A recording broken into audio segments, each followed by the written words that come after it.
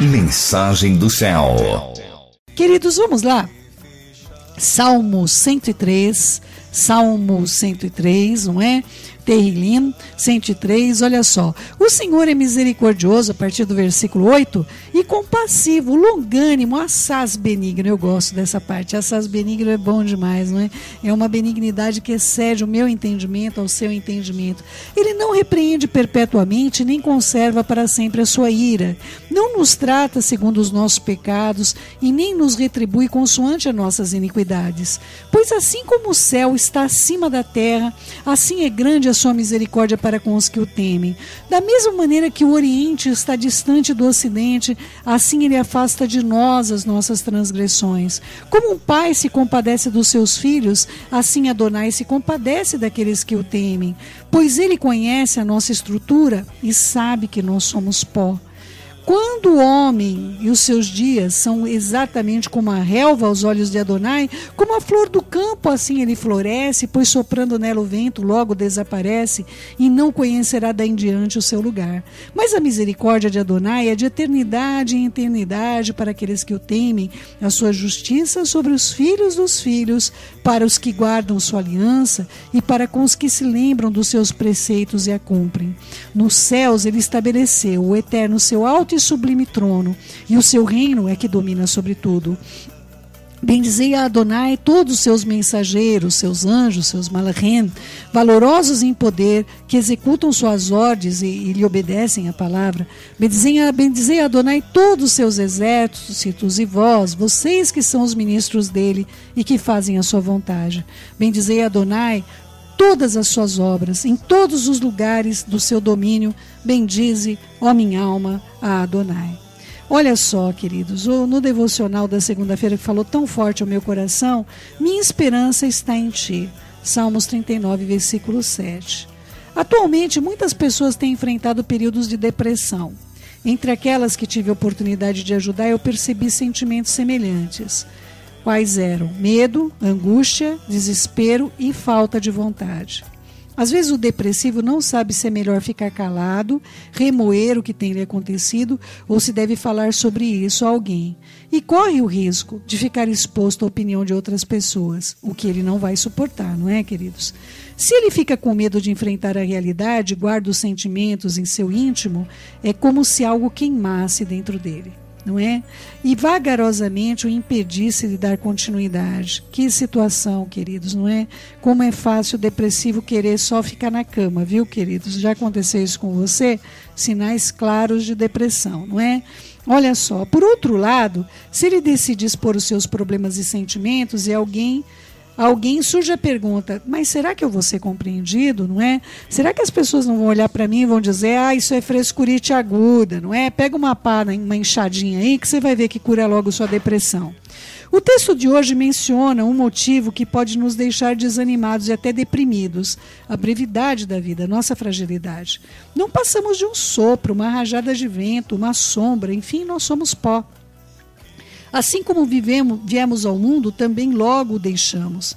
Quem é que se lembrará de nós? É difícil reconhecer que nossa existência é tão passageira. Além disso, ela é cheia de angústias, circunstâncias adversas, não é? Problemas. Aqui meu marido colocaria algumas outras coisas, né? Ele colocaria Datena, não é? Jornal, UOL, todos os lugares que entram na nossa vida trazendo pra gente um monte de coisa, só ruim, né, querido? Só notícia ruim vende, né? Não tem notícia boa que vende, só vende notícia ruim, não é? Olha, apesar dessa realidade, não podemos deixar que sentimentos negativos nos dominem. Se olharmos para nós mesmos, o desespero vai tomar conta da nossa mente, o medo vai afastar de nós toda alegria. Porém, é preciso lembrar que a única fonte de esperança e consolo é o nosso Senhor. Ele ouve a nossa oração, não nos abandona, um momento único sequer. Quando temos a impressão de estarmos sozinhos, experimentamos o seu sustento.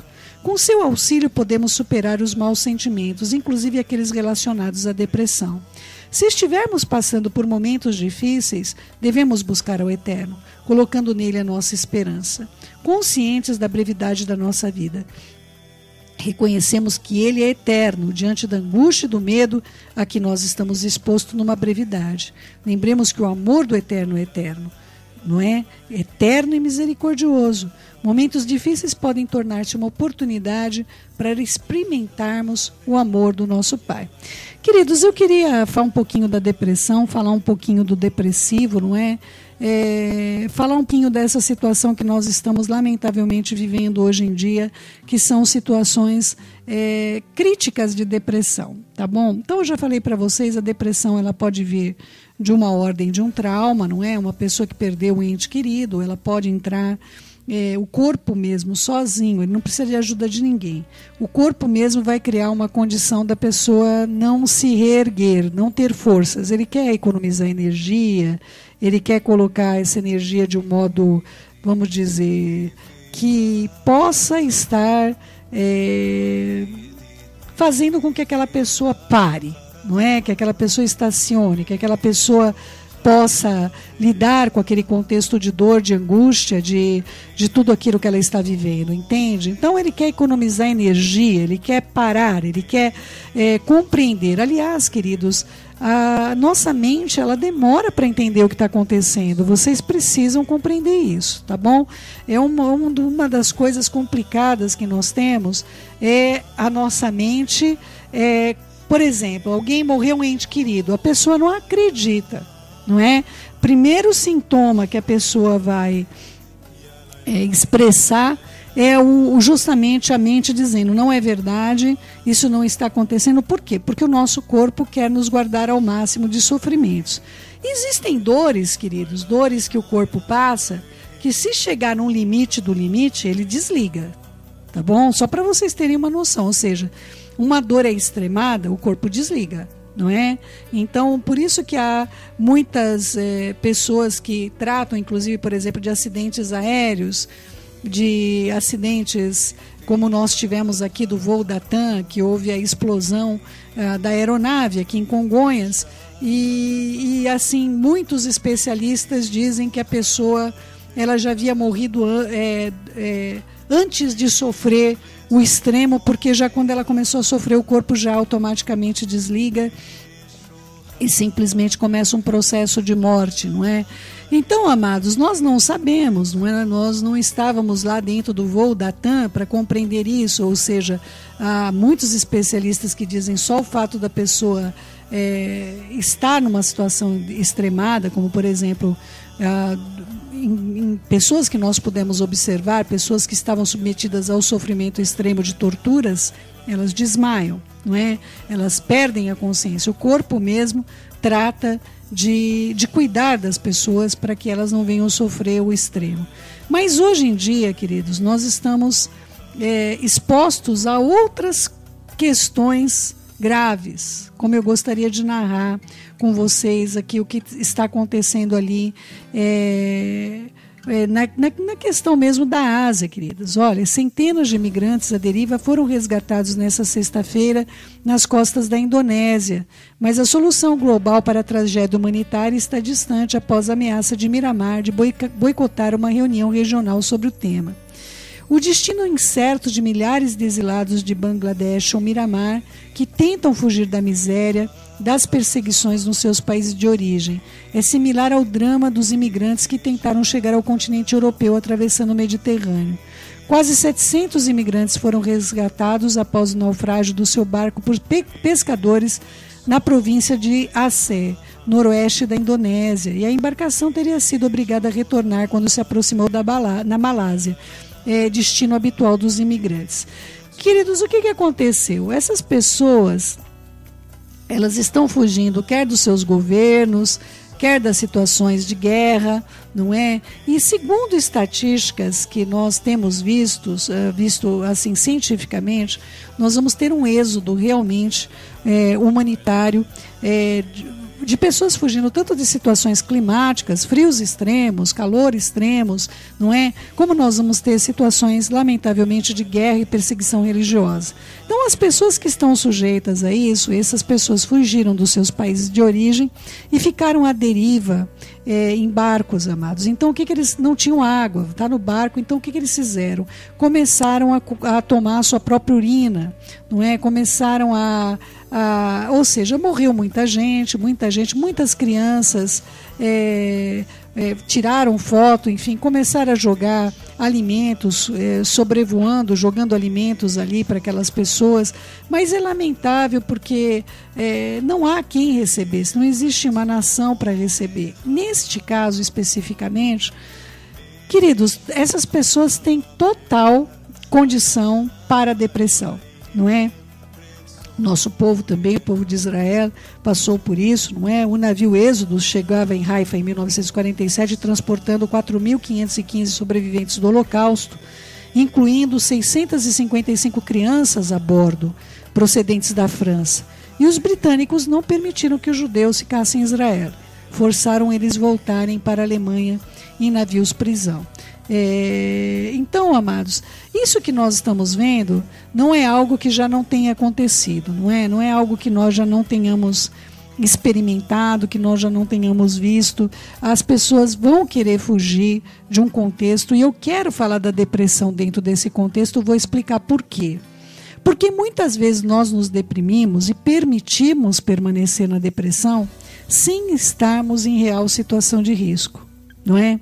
Queridos, quando eu olhei as fotos dessas pessoas, principalmente das crianças, se vocês quiserem, queridos, tem uma página da UOL onde está narrando esse contexto, então vocês vão poder ver as pessoas extremamente magras, não é? A situação de crianças, é claro, imagina, um navio, para vocês terem uma noção, onde aparecem essas pessoas sentadas, as pessoas estão assim no chão, não tem um pedacinho de chão para você andar dentro do navio. Estão todas sentadas no chão, algumas estão esticadas, não é?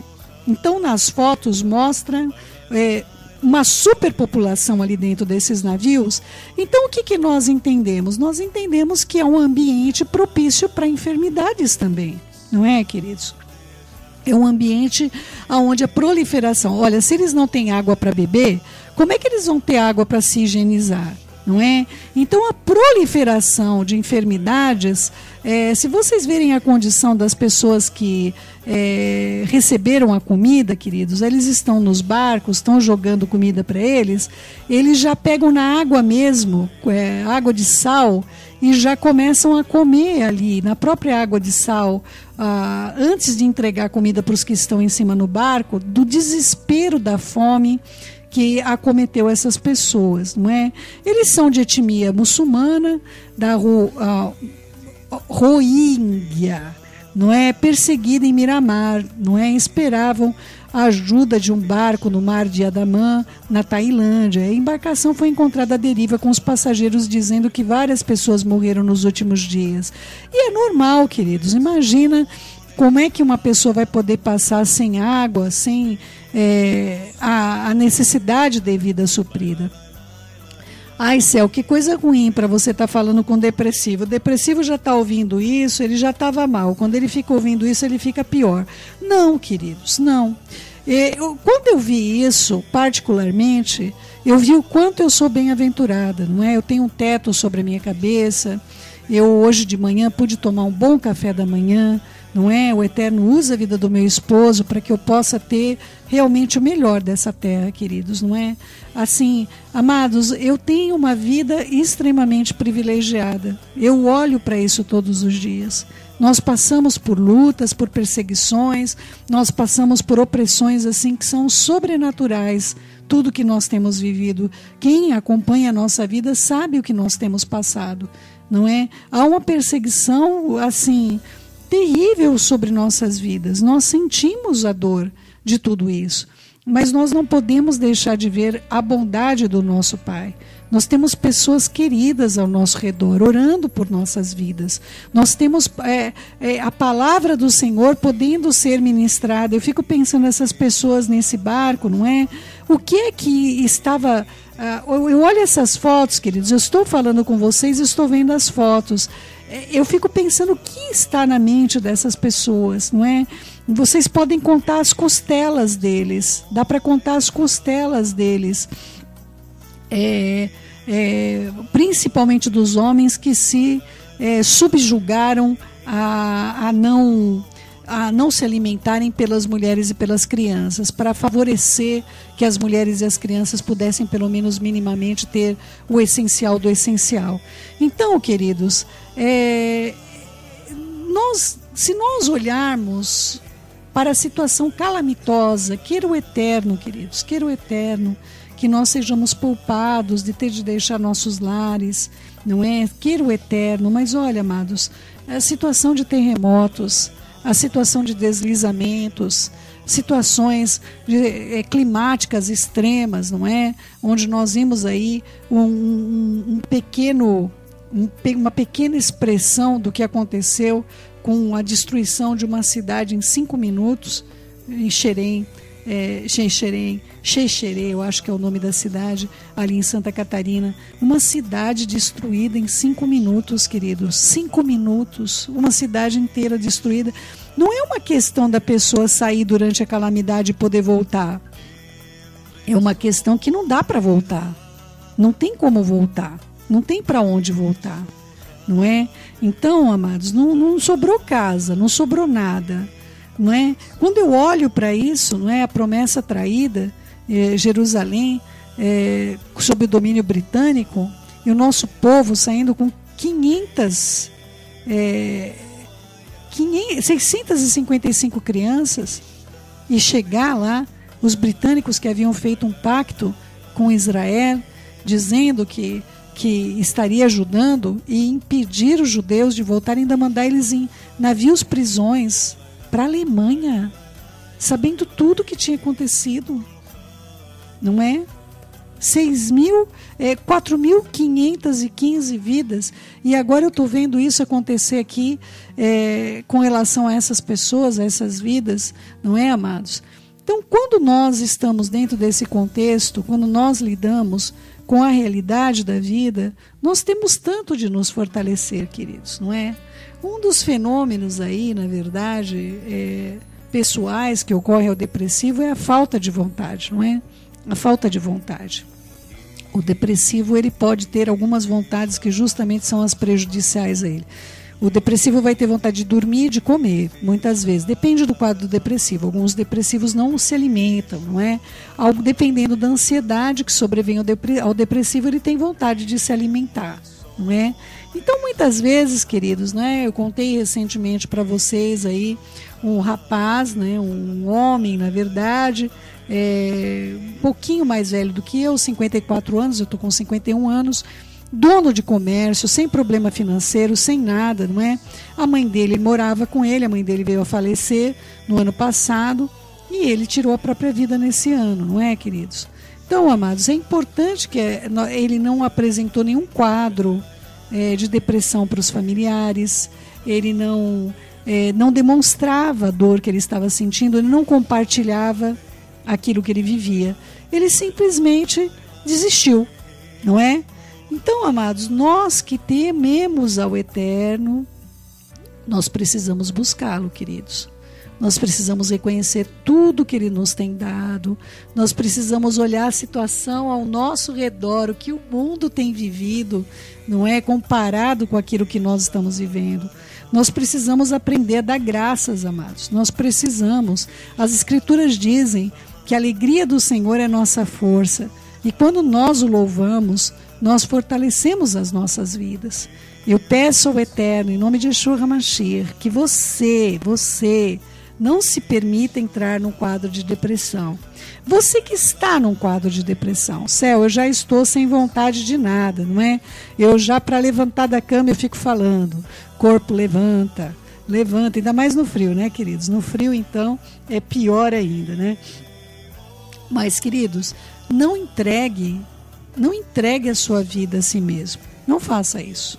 Entregue a sua vida ao Eterno, que tem cuidado de você, tem cuidado de nós, nos tem feito bem, ainda que você esteja com problemas, com dívidas, com problemas com familiares, com problemas dentro da sua casa. Queridos, não é o fim. Enquanto nós estamos vivos, há esperança. Uma das perguntas do devocional era: para que a nossa vida serve? Nós vamos ser esquecidos, não é? Você lembra aí da sua avó, você lembra aí do seu bisavô, do seu tataravô, talvez você não saiba nem o nome dos seus avós, né? Se eu te perguntar como é o nome dos seus avós, talvez você não conheça o nome dos seus avós. Não é? Se eu for perguntar qual o nome do seu tataravô, você não vai saber. Provavelmente nosso país é um país sem herança, né? O nosso país, é muito complexo dizer isso, mas o nosso país não zelou pelos ancestrais. Nós somos aqueles que desconhecem totalmente a nossa ancestralidade. Não é à toa que quando a gente faz aí um exame de DNA, que a pessoa fala: puxa, eu tenho ancestralidade judaica. Claro que fica surpreso, porque até a herança cultural dos nossos pais nos foi perdida, nos foi tirada por meio da Inquisição. Então nós somos aqueles que estão esquecidos, nós nem sabemos quem fomos, não é? No passado, no sentido do legado que nós trazemos dos nossos pais sobre as nossas vidas. Então, meus amados, que você possa, e eu também, estarmos preparados, sobretudo glorificar o nome do nosso Pai que está no céu. Está triste? Cante salmos, não é? Você está triste? Cante louvores, não é? Deixe que as pessoas façam orações por você, para que você possa se levantar, não é? Se você precisar de chorar, tem alguém que ame o Eterno e que vai chorar com você, vai olhar para a sua dor e não vai desdenhar da sua dor. Há muitas pessoas que desdenham da dor da outra pessoa. Eu já contei isso para vocês, não é? Estava ali no Taboão da Serra e havia um menininho muito novinho, ia fazer 11 anos, tinha 10, não é?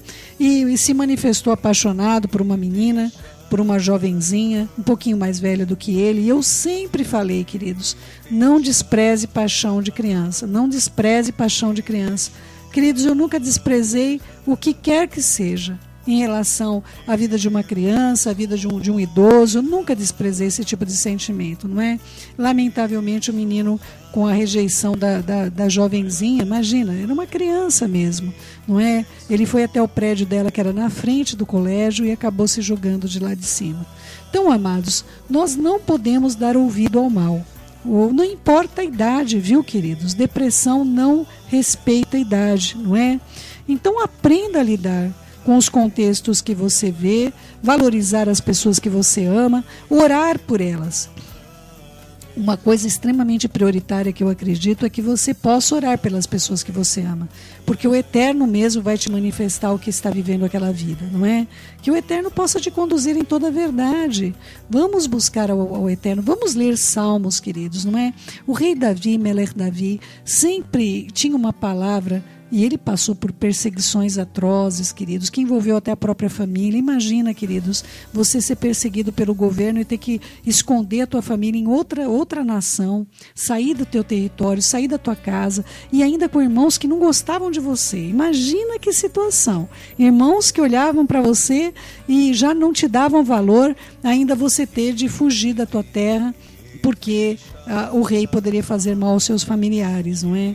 Então, amados, olha, Davi, um dos reis, aliás, as palavras de Davi é um dos companheiros presentes na minha vida constantemente, porque os salmos que ele deixou escrito para a gente têm sido fonte de refrigério na minha vida, e eu espero compartilhar com você. Igualmente Asaf, igualmente Solomon, igualmente nossos sábios dizem que nós temos ali salmos até de Adão, viu, queridos? Que foram passados de pai para filho até chegar ao nosso tempo aqui. Que o Eterno possa te fortalecer a ouvir essas vidas, a ouvir as vozes de vidas que já se foram, mas que deixaram sua sabedoria para mim e para você. Davi soube enfrentar a depressão. Davi soube olhar para a depressão e soube correr para aquele único,